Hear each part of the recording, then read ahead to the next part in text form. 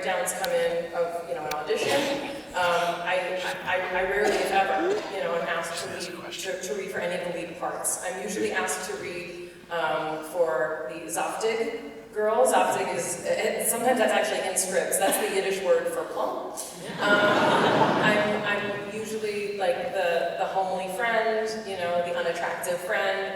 And I think what's interesting on Big Bang Theory is that, we have actually 2 female scientists that we show on the show.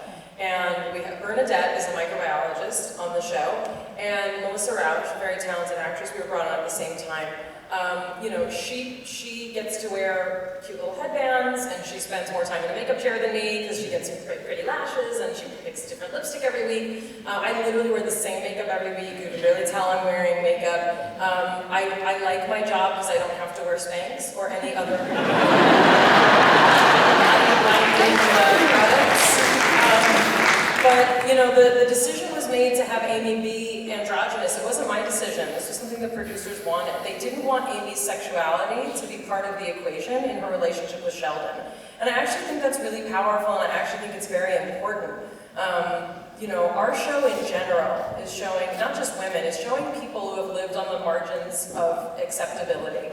And our show never talks about diagnoses. We never talk about people being medicated. People get annoyed with other people's quirks, but we are a show about people who are living their lives as they are. And in that sense, as a female, it's very challenging because I'm dressed 1 or 2 sizes bigger, than I actually am as Amy. Melissa Rauch is 4 feet 10, and Kaylee Cuoco looks like Kaylee Cuoco. So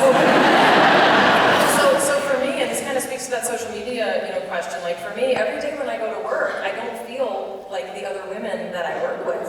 And when I go to parties and when I go to events, it's very difficult for me. I'm an introverted extrovert. I'm someone who's really paid to be an extrovert, but I'm not an extroverted person. I don't feel great on the red carpet. And I've learned a lot from my character, and I've learned a lot from this process, because even though I'm 40, it's still a process of acceptance. Every time you have a kid, your body changes. Every time you turn around, once you hit 30, your body changes. So for me, I've actually been trying to work with new stylists and people who respect that I have this body that doesn't look like, what other women's bodies look like by and large in my industry, but it really is about, kind of I don't mean to sound like a self-help book, but it really is about kind of self-acceptance, and about being comfortable with your skin. And, I think that really is something that our show is trying to do, in particular for women. I feel like that's a really good place to stop. Thank you so much.